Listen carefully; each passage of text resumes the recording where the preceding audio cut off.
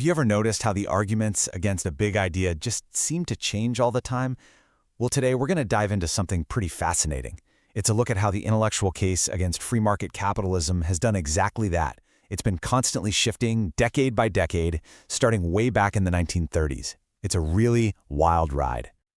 So, let's start back in the late 1930s. The world is in a tough spot. And the big fear, the big intellectual complaint, was something called secular stagnation. The thinking basically went like this. Capitalism had just run out of gas. There are no more new frontiers to explore, no big inventions on the horizon. The whole system was just doomed to permanent massive unemployment. That was the charge. But then, something funny happened. The post-war boom. And just a decade or so later, the complaint did a complete 180. Suddenly, the problem wasn't stagnation at all. No. The problem was that capitalism wasn't growing fast enough. And you know what the proposed solution was? Yep, you guessed it. Massive state intervention to basically force-feed the economy and make it grow even faster. Talk about whiplash. And it gets even weirder. Fast forward to 1958. A hugely influential book called The Affluent Society comes out, and the argument flips on its head again. Now the problem wasn't too little growth, it was that capitalism was creating too much wealth. We were all becoming these mindless, materialistic consumers, drowning in stuff we didn't need. Okay, hold on, because just 4 years after that, the narrative completely shifts again. The focus snaps from too much wealth to, you guessed it, grinding poverty. The big problem wasn't our fancy cars and suburban homes anymore, it was that there were still poor people. And the answer, once again, was massive government programs. It's almost dizzying, right? And then, for a brief moment in the mid-60s, we come completely full circle. A new panic hits: automation. The terror was that robots were going to take all the jobs, which would lead to permanent mass unemployment. Does that sound familiar? It's the exact same fear from the 1930s, just repackaged for a new decade. So what on earth is going on here? This really brings us to the central question I want to explore. Why do these intellectual attacks on the free market seem to be in constant motion, often completely contradicting what was said just a few years before? Let's lay out the full pattern so we can really see it clearly. Okay, this timeline really just lays out the whiplash. In the 30s, we're stuck in the mud of stagnation. By the 50s, the car isn't going fast enough. Then, in 58, we're supposedly drowning in too much affluence, only to discover, whoops, 4 years later, the real problem is grinding poverty. The automation panic of 64 brings back that old stagnation ghost, and then, in the late 60s and 70s, the indictment morphs again. Now, growth itself, the very thing we didn't have enough of in the 50s, is the villain, destroying the planet. The charge is always changing, but have you noticed what the proposed solution always is? More state intervention. So how can we possibly make sense of this constant churn of contradictory accusations?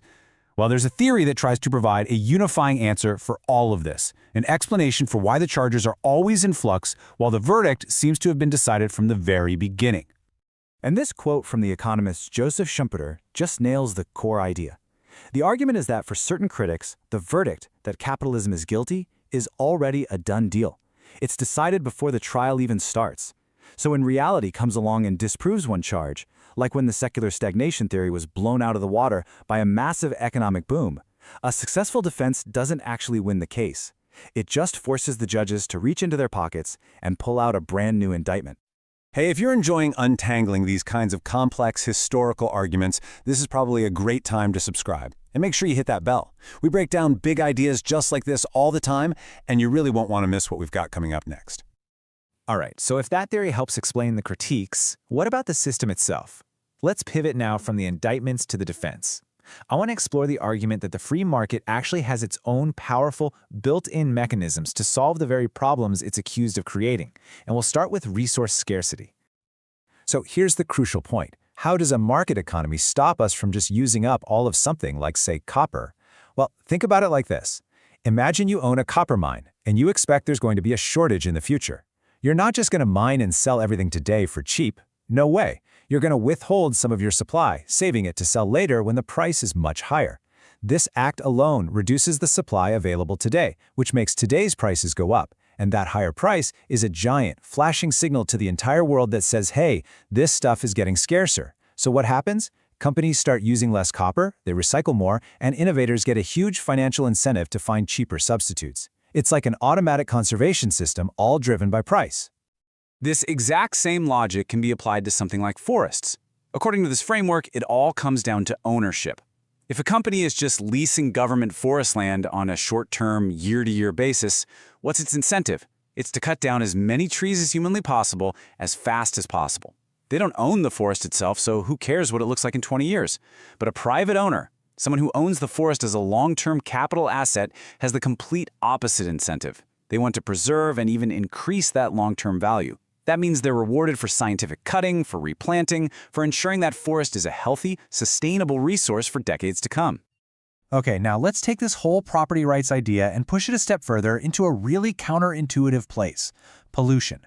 What if the cure for pollution isn't about restricting the market with more regulations, but actually extending private property rights to places we've never even considered before, like our rivers? So let me ask you a quick question. When you picture a factory polluting a river, who do you think of? It's probably some big, faceless corporation, right? Well, according to this line of thinking, the answer might actually surprise you. In many cases, the single biggest polluters are municipalities, cities and towns themselves, dumping barely treated sewage directly into waterways that are considered public property. This table really breaks down the incentive structure here. When a river is treated as unowned or government-owned, no single person has a direct financial stake in its long-term health. A government official who allows a city to dump sewage into the river doesn't see their personal bank account go down. But what if a private company owned the Mississippi River? Their incentive would be to maximize its value. They could charge for fishing rights, for boating, for clean water for cities downstream. And any company that dared to dump pollutants into their asset would be hit with a massive lawsuit for damaging their property. You protect what you own. This perspective really redefines the entire problem of pollution. From this point of view, air pollution isn't just some vague environmental issue. It's defined as a physical act of aggression. When a factory's smoke and soot drift over and settle on your land, or worse, enter your lungs, that is seen as a physical, unwanted invasion, a direct violation of your property rights over your own body and your land. And what's really interesting is that historically, the law used to see it this way. Under early common law in England and the US, you absolutely could sue a polluter for damages. And more importantly, you could get an injunction from a court to force them to stop. But then, during the Industrial Revolution in the 19th century, a crucial shift happened. The courts started deciding that the public benefit of having factories and jobs was more important than, say, a single farmer's right to have clean air over his apple orchard. The argument I'm explaining here is that this legal change essentially gave industries a free pass, a license to pollute, which then shaped the dirty development of technology for the next 100 years. You know, we're covering some really deep and pretty challenging ideas here. If this way of reframing the problem has sparked some new thoughts for you, or if you're finding it interesting, do me a quick favor and hit that like button.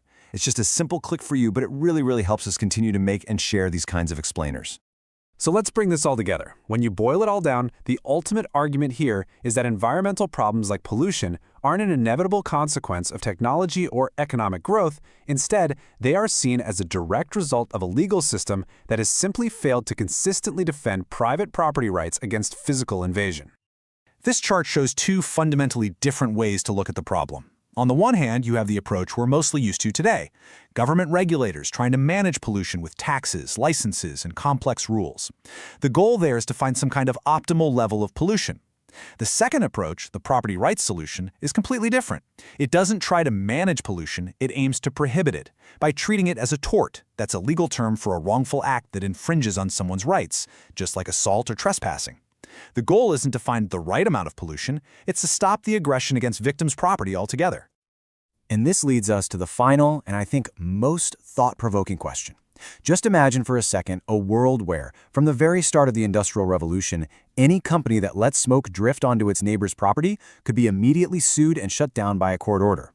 How would our technology have evolved differently? What kind of clean, non-polluting engines, factories, and power sources would we have invented by now if the primary incentive from day one was to not invade anyone else's property? This is obviously a really complex framework, and it has some huge implications. And honestly, I'm really curious to hear what you think about all of this. Please, let me know your thoughts, your critiques, your questions down in the comments. Seriously, hearing your perspectives helps me to learn more myself, and that helps me create better, clearer explainers for all of us down the road. Thanks so much for watching.